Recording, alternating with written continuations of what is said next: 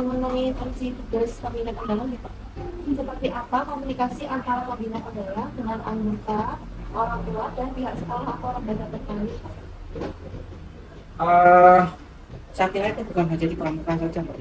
Untuk di semua semua ekstrakurikuler itu mesti akan ada hubungannya dengan atau akan ada komunikasi antara sesama pembina dalam hal ini. Pembina misalnya setiap kali ada sesuatu hal atau rutin bahkan awal dari kegiatan tahun ajaran kami mesti selalu bertemu. Kami mesti mengadakan musyawarah untuk membuat apa namanya untuk program kerja kami ke depan selama 1 tahun nanti seperti apa dan sebagainya, yang diawali mungkin di dalam setelah masa kepengurusan dalam satu organisasi, dalam satu ekskul itu tadi selesai masa baktinya, kita mungkin bermusyawarah untuk membentuk suatu organisasi yang baru. Kemudian pasti itu kami selalu setiap tahun membuat yang namanya program kerja tahunan. Nah, kemudian dari program kerja tahunan yang sudah kami buat, kami akan konsultasikan kepada masyarakat. Dalam hal ini kami Kamapikus, yaitu kepala sekolah. Nah, kepala sekolah dengan bantuan dari komite sekolah akan menyampaikan program yang kami buat itu tadi kepada orang tua kepala murid. Itu mesti setiap awal tahun ajaran itu kita mengundang orang tua atau wali murid di sekolah untuk menyampaikan program-program yang akan dilaksanakan di sekolah kita. Jadi secara umum bukan hanya di kepramukaan saja.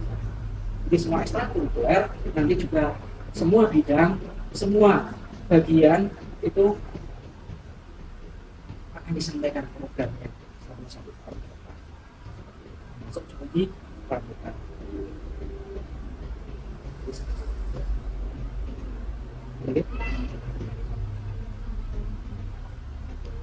Bagaimana ketika mengajarkan komunikasi itu, apa macam-macam juga ada yang kurang tertarik dengan tanpa, ada yang tertarik dengan tanpa.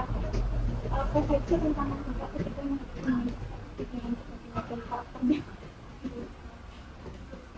Ya, dalam hal ini terutama peserta didik ya, jadi kadang-kadang suatu ketika karena ada hal-hal yang kurang tertarik seperti itu, kadang dia itu ajak-ajak kepada teman-temannya, orang rasa ini karena apa, untuk opo, orang untuk ini, orang untuk itu dan sebagainya, untuk capek dan sebagainya. Kadang-kadang seperti itu.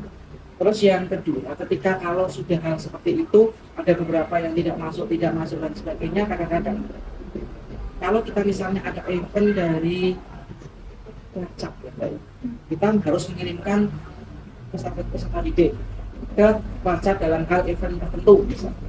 Itu kadang-kadang kami kesulitan mencari peserta, terutama putri.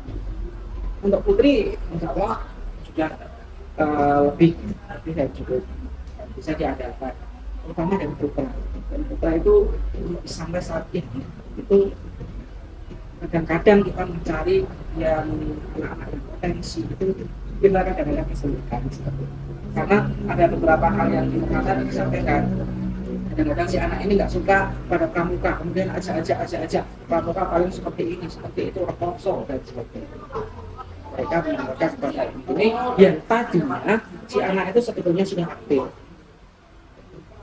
tapi karena ada rujukan-rujukan yang seperti itu, si anak jadi kendor, jadi nggak mau ikut latihan lagi, nggak mau ikut kegiatan rutin, bahkan seperti itu. Sehingga nanti laki-laki khususnya itu banyak. Solusinya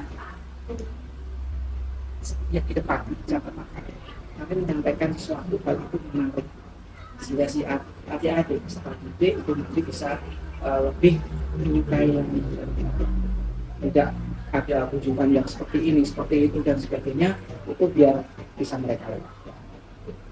Kalau intinya nanti dalam penyampaian pendidikan pramukaan panduan di sini menarik, saya yakin mereka bisa